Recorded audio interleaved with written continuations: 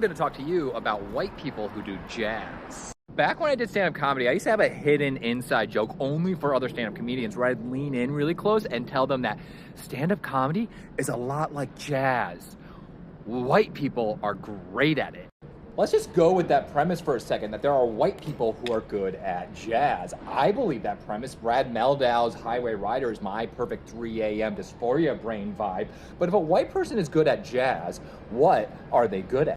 Because good is a term of practicality. A good hammer is good at knocking down nails and not ordering a sandwich at Panera Bread. And as far as I can tell, a lot of the history of jazz music is a conversation among black people about the nature of blackness. And a white person can't speak on that lived experience, so what are they good at? You're gonna have to forgive me because I'm gonna be speaking in shorthand here because I only got 3 minutes to make my point. But I think a lot of white people jazz is about promising whiteness. The allure of whiteness, the fiction of whiteness. Don Draper as he sees himself, and not the degenerate drunk that he actually is. Pull up any algorithm-friendly Blue Eyes Soul act on YouTube, such as Wolfpack or Lake Street Drive. It's very aspirational. Common themes are, oh, I want to make it, or I don't think we're gonna make it, or I can't believe we just made it. There's a song I love by this Nepo Baby act called Lawrence, which ends with 2 minutes straight of mostly white people taking turns belting their throats out about how nothing is ever gonna change. Do yourself a favor and later this afternoon, look up on YouTube every white person version of the old gospel standard, This Train is Bound for Glory, a song about promising heaven. My favorite was a bunch of Obama-era folk musicians, a super group of Edward Sharpe, Mumford & Son, an Old Crow medicine show, jamming for 7 minutes straight, finding a lot of time to hoot, holler, and bug out their eyes, and yet in that time they found no time to include the lyric that you'll find in the Big Bill Brucey version of there is no Jim Crow on this train, this train. They're two different versions of heaven. Appropriation inherently changes the thing that's appropriated. I used to have a cis friend whose poker hand of marginalized identities was that she was brown, daughter of immigrants, queer, and very, very femme. And whenever we went out, the way that she served cunt was she would wear a giant pink bow on top of her head that was so big that when she turned around, it smacked people in the face. To me, the storytelling was that she lived in a world where she was denied femininity for multiple reasons because of her identity. And so she decided to refract femininity to be so large in a cartoonish lens that it took up a lot of space. Now, I'm trans, but white, which means that even though I'm denied femininity in many more instances than she has been, at the same time, if I were to obtain that aesthetic from her, it would still be read differently because any aesthetic of a marginalized white person of taking up space is inherently cynical, like girl boss. I think these contrasts are important for unpacking whiteness. Pull up Charles Mingus's Goodbye Pork Pie Hat and it's this exhausted sigh of losing a friend.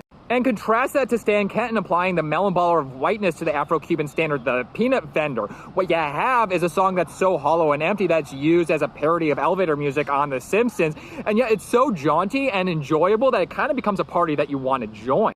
I compare it to looking at photos on Instagram and feeling FOMO over a group of people that you don't even like. This contrast stresses an important part of whiteness, which is that it's enjoyable. There's a stressed joy to being the person of privilege. So much of the institution of whiteness surrounds the orbit of enjoyment, accommodation, and pleasure. Every video I've seen of a racist Karen usually involves her having tensions with somebody in the service industry. Her material comfort was impeded, and that becomes the crime in her eye. I watch footage of Proud Boys fighting, and I see two things. A miserable, sad person who's enjoying himself. Whiteness is a siren call. Growing up, I had plenty of friends of color who described to me the experience where they wanted to be white only to get a little bit on the inside and realize that it's just as empty as the chorus of the peanut vendor. Whiteness has an allure. I brought up in the beginning of this video Don Draper, and Mad Men's creator Matt Weiner explicitly said that the show was about becoming white. And the show's not Fight Club. I can imagine it being more explicit in the text about how you shouldn't become Don Draper. In fact, Don Draper trying to become Don Draper is what killed Don Draper. And yet, how many people watched that show and wanted to become Don Draper? I'm a lesbian, and I'm attracted to a very broad diversity of broads, and yet the type of lesbian TikTok that I get exposed to is a very twee, hand-holdy, white type of TikTok, and I want that. And it's not about wanting the woman, it's about wanting the cardigan around my shoulders while holding a warm mug, and next to that is a warm fireplace, and next to that is a warm, white, skinny woman who works for a nonprofit that was started by a billionaire in order to funnel funds into charter schools. I am trans, but white, which means that there is a part of me that is always on the outside with the scream of let me in, let me in, let me in. Let me in just barely in the perimeter so I become your most vicious guard dog. Let me in so I can ignore all the violence that you impeded on white cis women. Let me in and I'll ignore the gentrification that you impeded on white cis men. Let me in and I'll sell out my siblings for a sweater around my shoulders. Let me in and I'll cut my cousins for a cardigan.